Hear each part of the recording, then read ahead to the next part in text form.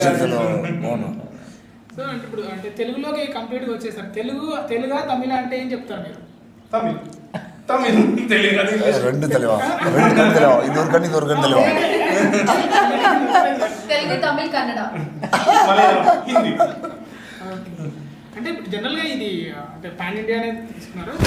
తర్వాత ఎన్ని లాంగ్వేజ్లో రిలీజ్ అయిపోతుంది? అంటే ఫస్ట్ అయితే ఆ క్యారెక్టర్కి సరిపడే వాళ్ళనే తీసుకున్నాం. అది ఏ లాంగ్వేజ్ అనేది కూడా ఆలోచించలేదు. అప్పుడు పాన్ ఇండియా అని కూడా అనుకోలేదు.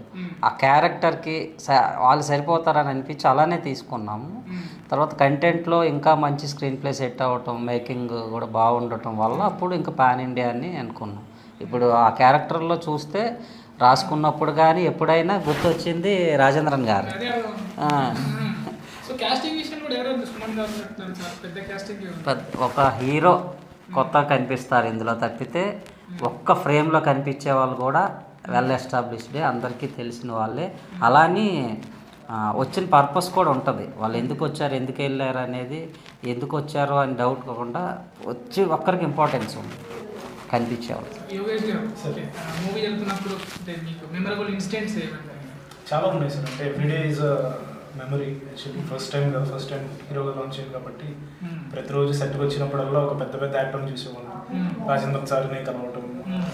ఎలా ఉండేవారు సార్ సెట్లో? Sir actually is producers actor. ఎప్పుడైనా సరే ఒక యాక్టర్ సక్సెస్ అయ్యారంటే they should be producers actor.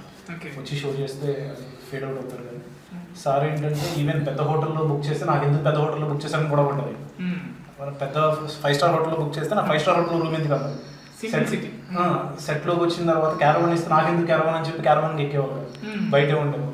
ఒక స్టూడెంట్ లాగా అన్ని తమిళ్లో రాసుకుని, తెలుగు డైలాగ్స్ అన్ని రాసుకుని అక్కడే బయట ఉండి ప్రిపేర్ అయ్యి, అక్కడే మన ఎగ్జామ్ ముందు ప్రిపేర్ అవుతుంది కదా కాలేజ్ టైం, దిస్ ఆయన అలాగే అక్కడే ఉండి అలాగే చదివేవాళ్ళు.